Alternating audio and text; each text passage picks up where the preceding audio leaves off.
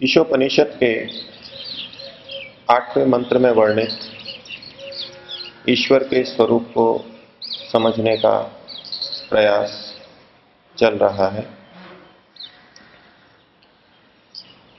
अपाप विद्धम की हमने चर्चा की।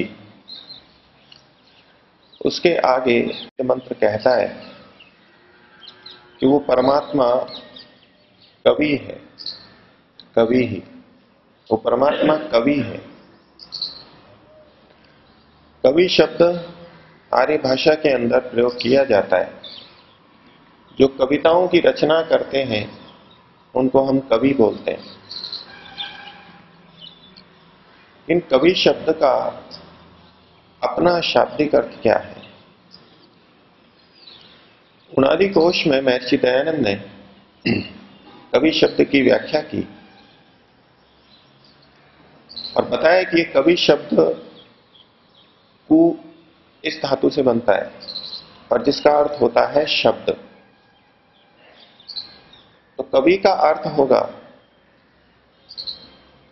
शब्दयति उपदिशति स कवि, जो शब्द का उच्चारण करता है, जो बोलता है। वैसे तो सभी बोलते हैं, लेकिन यहां कवि का मतलब है शब्दयति का को खोलते हुए महर्षि ने कहा उपदेशति, जो उपदेश करता है उसे कवि कहते हैं। आज भी जो कवि हैं, कविताएं रचते हैं, वो अपनी उस रचना के द्वारा समाज को कुछ संदेश देना चाहते हैं, कुछ उपदेश देना चाहते हैं। इसी कारण से उनको भी कवि कहा गया है। तो कवि का मतलब होता है जो उपदेश देता है। परमपिता परमात्मा कवि है। उसने हमें वेद का उपदेश देकर के, वेद का ज्ञान देकर के हमारे कल्याण के लिए उपदेश दिया है। इसके अतिरिक्त वो हमारे मन में समय समय पर हमारी योग्यता के अनुसार प्रेरणाएं देता रहता है, हमको बोध देता रहता है, उपदेश देता रहता है। हमारे हित की बात अंदर ही अंदर हमारे मन में कह देता है। तो परमात्मा कवि है, उपदेशक है, उपदेश करता है। और परमात्मा ने इस सृष्टि जिस प्रकार से बनाई है, उस सृष्टि को भी देखें तो स्थान स्थान पर हमारे को उपदेश ही उपदेश नजर आने लगेंगे। शरीर की घटनाओं को देखें, संसार की घटनाओं को देखें, तो सब में हमें परमात्मा का कोई उपदेश, निर्देश दिखाई देगा। यदि अनुचित भोजन से हमको रोग आता है तो इसके माध्यम से भी ईश्वर हमें एक उपदेश दे रहा है कि इस तरह से मत खाओ, जो तुम्हारे शरीर के अनुकूल नहीं है उसको मत लो। हर चीज के अंदर हमारे को ईश्वर का उपदेश दिखाई दे सकता है, अगर उस तरह से जागरूक होके हम उसको ग्रहण करें। तो परमात्मा कवि है, उपदेशक है। महर्षि दयानंद ने यजुर्वेद भाष्य में कवि शब्द का अर्थ किया सर्वज्ञ, जो सब कुछ जानता है। ये जानना और उपदेश करना, ये दोनों चीजें आपस में मिली हुई हैं। वेद के उपदेश को हम सर्वश्रेष्ठ क्यों स्वीकार करते हैं, सबसे अच्छा क्यों स्वीकार करते हैं? उसका कारण है कि ईश्वर सर्वज्ञ है। ये उपदेश सर्वज्ञ के द्वारा दिया गया है। हम क्यों नहीं एक सामान्य व्यक्ति की बात उस स्तर पर मानते हैं? सामान्य व्यक्ति की अपेक्षा ऋषि की बात को क्यों स्वीकार करते हैं? और ऋषि की भी अपेक्षा वेद की बात को क्यों स्वीकार करते हैं? उसका कारण है इनकी ज्ञान की अधिकता, ज्ञान की शुद्धता, ज्ञान की पवित्रता। जिसका जितना ज्ञान होता है वो उतना ही मान्य होगा। ये लोक में भी हम हर जगह देख सकते हैं, जो कारीगर मशीन के बारे में अधिक जानता है उसको हम पसंद करते हैं, उसकी बात को मानते हैं। एक छोटे कारीगर की अपेक्षा बड़े कारीगर की बात अधिक मानी जाती है। और महर्षि दयानंद ने इसी सूत्र को लेकर के अनेक जगह हमें उपदेश दिया, हमारे को सावधान किया और सत्य और असत्य के निर्णय की कसौटी को वेद ही माना, ऋषिकृत ग्रंथों को माना, स्वयं अपने को भी इसी कसौटी पर कसा, अपने पाठकों को कहा कि मेरे को भी इसी कसौटी पर कसो। यदि मेरी कोई बात ऋषियों के विरुद्ध है, ऋषियों के विपरीत जा रही है, वेदों के विपरीत जा रही है, तो उसको मत मानना। ऐसी स्थिति में ऋषि और वेद की बात को मानना। उपदेश में और ज्ञान में संबंध है। जितना अच्छा ज्ञान होगा उतना ही अच्छा ठीक उपदेश आएगा। और समाज के अंदर आज विशेषज्ञ को जितना पैसा दिया जाता है, जितना अधिक पैसा दिया जाता है, चाहे वो व्यापार को के लिए कोई निर्देश दे रहा हो या चिकित्सक हो और भी कोई हो, उसका कारण यही है कि उससे समाज को अधिक लाभ होता है। हम उससे अधिक लाभ अनुभव करते हैं, इसलिए उसकी कीमत भी अधिक दे देते हैं। इसी प्रकार से धर्म के क्षेत्र में भी जो विद्वानों को, महात्माओं को आदर दिया जाता है, उसका आधार भी यही है कि वो हमारे को ठीक ठीक ज्ञान दें। जितना अधिक जो ठीक ज्ञान दे वो उतना अधिक मान्य है, उतना अधिक सत्कार के योग्य है। एक श्लोक प्राचीन ग्रंथ में मिलता है,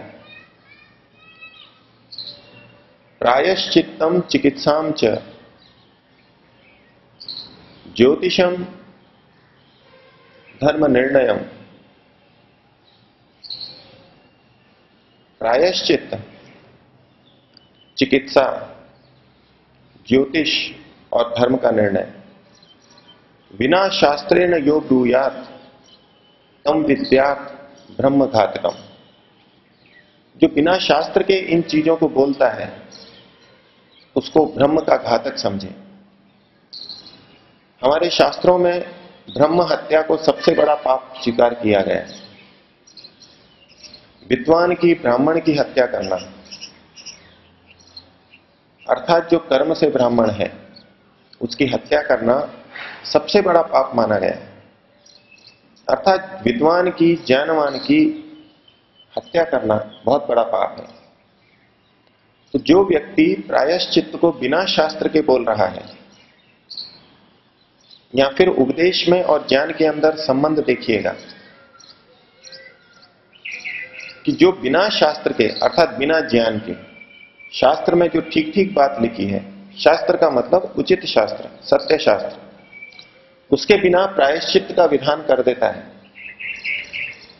कि त्रुटि होने पर मन की ग्लानि दूर हो, उसके लिए हम कुछ ना कुछ यत्न करते हैं, प्रायश्चित्त करते हैं। उन प्रायश्चित्तों के विधान शास्त्रों में लिखे गए हैं।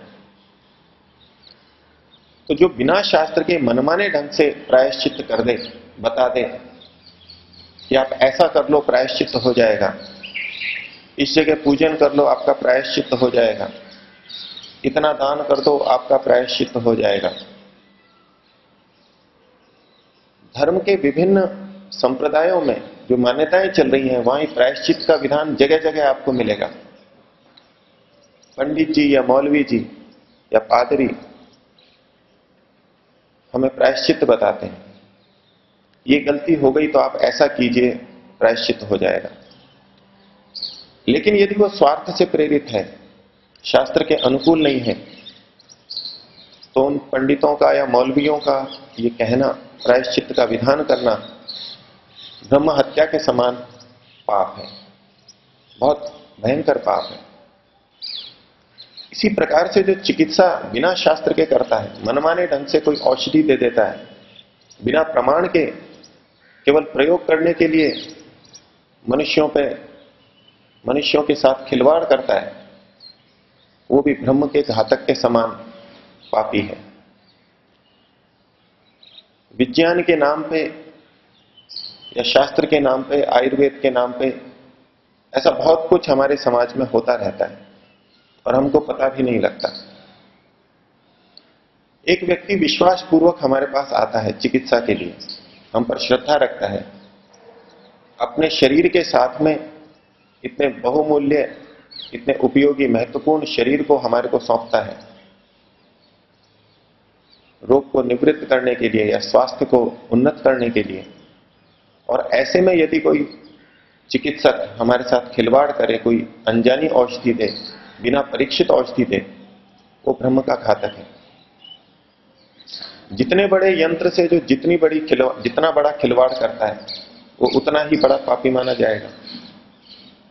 इस शरीर की कोई कीमत नहीं है, इस जीवन का कोई मूल्य नहीं है, लेकिन उसके साथ भी खिलवाड़ होता है, अच्छी अच्छी जगह पे होता है। आधुनिक चिकित्सा शास्त्र पढ़े हुए डॉक्टर भी करते हैं, वैद्य भी करते हैं और सामान्य जनता भी करती है। भारत का तो हर व्यक्ति चिकित्सक माना जाता है, भारत का तो हर व्यक्ति उपदेशक माना जाता है। हर व्यक्ति के पास कोई ना कोई सलाह है चिकित्सा के लिए, हर परिस्थिति के लिए भारत के व्यक्ति के पास में कोई उपदेश है, और उपदेश को बड़ा सरल भी माना जाता है कि उपदेश देना तो बड़ा सरल है, करना बड़ा कठिन है। एक दृष्टि से ये बात 100% ठीक है, कहना बड़ा आसान है और करना बहुत कठिन होता है, लेकिन उपदेश देना भी आसान नहीं है। अगर उसके प्रभावों को देखते हुए और पाप पुण्य को देखते हुए व्यक्ति निर्णय करे तो उपदेश देना आसान नहीं है, बहुत कठिन है। अगर वो गलत उपदेश दे दे तो वो ब्रह्म हत्या का भागी बनेगा। इतना घातक है, इतना हानिकारक हो सकता है, इतना सावधानी पूर्वक है ये। तो सामान्य भाषा में भले ही कहा जाता हो कि उपदेश देना बड़ा सरल है, लेकिन दूसरी दृष्टि से उपदेश देना बहुत कठिन है। तो जो चिकित्सा करता है और बिना शास्त्र के, बिना जाने करता है, वो ब्रह्म का घाती है। आज समाचार पत्रों में आता रहता है, भारत के बड़े बड़े नर्सिंग होम में, अत्याधुनिक चिकित्सालयों के अंदर जब बड़े बड़े उपाधिधारी विशेषज्ञ बैठे हैं, पैसे के लोभ में विदेशी दवा कंपनियां उनको दवाओं के परीक्षण के लिए दे देती हैं। जैसे चूहों के ऊपर और सूअरों के ऊपर, खरगोशों पर प्रयोग किए जाते हैं, ऐसे भारत जैसे गरीब देशों के या अविकसित देशों के मनुष्य भी बनाए जाते हैं। सामान्य व्यक्ति को क्या पता कि डॉक्टर क्या दे रहा है, वो तो विश्वास से जा रहा है, डिग्री को देख के जा रहा है, सरकार भी नियंत्रण नहीं कर रही। हम बच्चों को जो जो देते हैं उसमें सबसे अधिक महत्वपूर्ण हम किसको मानते हैं? बच्चों को हम धन देते हैं, समय देते हैं, मकान बना के दे देते हैं, नौकरी पे लगवा देते हैं, व्यवसाय करवा देते हैं, बहुत कुछ हमने दिया है बच्चों को और हम भी संतुष्ट हैं कि बच्चों को बहुत दिया, बच्चे भी बहुत खुश हैं। लेकिन हमें अपने देने का मूल्यांकन अपने ज्ञान के ऊपर करना चाहिए। ये जो भौतिक धन संपत्ति दी है वो भी देनी ही है, देनी ही चाहिए, लेकिन ज्ञान का दान, बच्चे को बचपन से सुसंस्कार देना, सुशिक्षा देना, ये माता पिता के द्वारा बच्चों को दिया गया सबसे बड़ा दान है। मेरे से अधिक परिवार की घटनाओं से आप परिचित हैं, आप उन्हीं के बीच में रहते हैं। न जाने कितनों ने लाखों करोड़ों रुपए अपने बच्चों को दिए होंगे और वो बच्चे बिगड़ करके भी समाज में अपमान को प्राप्त हो रहे हैं, निकृष्ट अवस्था को प्राप्त हो रहे हैं। न जाने कितने उदाहरण मिलेंगे। और ऐसे भी बहुत सारे उदाहरण मिलेंगे जब माता पिता ने बच्चों को कुछ नहीं दिया, वो केवल रोटी दे सकते थे, कपड़ा दे सकते थे, लेकिन उनको अच्छे संस्कार दिए, उनको अच्छा पढ़ाया लिखाया। आज बच्चे अच्छे बन गए हैं, संपन्न बन गए हैं, समाज में प्रतिष्ठित हैं, ईमानदार हैं, सज्जन के रूप में प्रतिष्ठित हैं। तो माता पिता या कोई भी व्यक्ति कुछ भी देता है, उसमें सबसे बड़ा दान विद्या का दान है।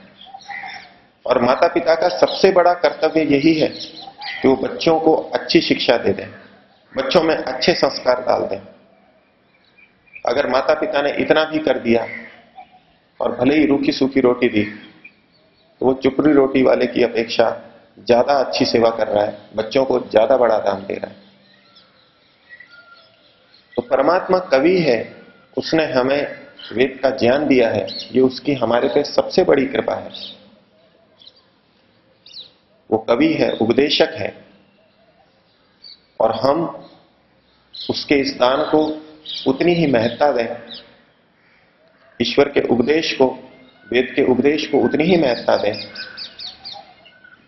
जितनी महत्ता के वो योग्य है। हम सामान्य व्यक्ति को उतनी महत्ता ना दें, किसी विद्वान को उतनी महत्ता ना दें, किसी दार्शनिक को, चिंतक को उतनी महत्ता ना दें जितनी की वेद को दें। नहीं तो सामान्य जीवन में हम बहुत से निर्णय कर लेते हैं कि हमारा सम्मान्य व्यक्ति, उपदेशक, विद्वान, अध्यापक कोई बात कह रहा है, हम चूंकि उससे जुड़े हुए हैं, उसको रात दिन देखते हैं, इसलिए उसका प्रभाव हमारे पर ज्यादा आता है। ये हम सभी का कर्तव्य है कि उपदेशक की बात को ईश्वर की बात से सदैव तोलते रहें, कसौटी पे कसते रहें। उपदेशक ने यदि गलत कहा तो उसका भी दोष है, वो भी ब्रह्म का घाती बनेगा। लेकिन सुनने वालों का भी कर्तव्य है कि वो उपदेशक की बात को ऋषियों से और वेदों से कसते रहें, स्वयं भी स्वाध्याय करते रहें और फिर निर्णय करें। क्योंकि यदि सामने वाला गलत चीज दे रहा है, गलत माल बेच रहा है, उसका तो दोष है ही, उसका तो पाप है ही। लेकिन यदि हम भी अज्ञानता में ले रहे हैं, हम बेवकूफ बन रहे हैं, गलत चीज ले रहे हैं, तो कुछ दोष तो हमारा भी बनता है। हम क्यों नहीं सावधान रहे? हमने क्यों नहीं उस वस्तु के बारे में ठीक प्रकार से जानकारी रखी? हमने क्यों नहीं उस ज्ञान के बारे में ठीक जानकारी रखी? ठीक है, बहुत सा लेन देन और ये सारा ज्ञान विश्वास के आधार पर चलता है। हम जिस दुकान पर विश्वास रखते हैं, जिस व्यक्ति पर विश्वास रखते हैं, वहां आंख मीच करके वस्तु ले लेते हैं। इस आधार पर उपदेशों में भी चलता है। लेकिन फिर भी हमारा कर्तव्य है, कितना भी विश्वस्त दुकानदार हो, कितनी भी विश्वस्त दुकान हो, तो भी ले लें, ध्यान से लें।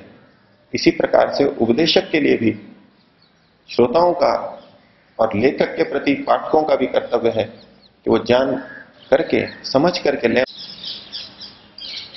ओ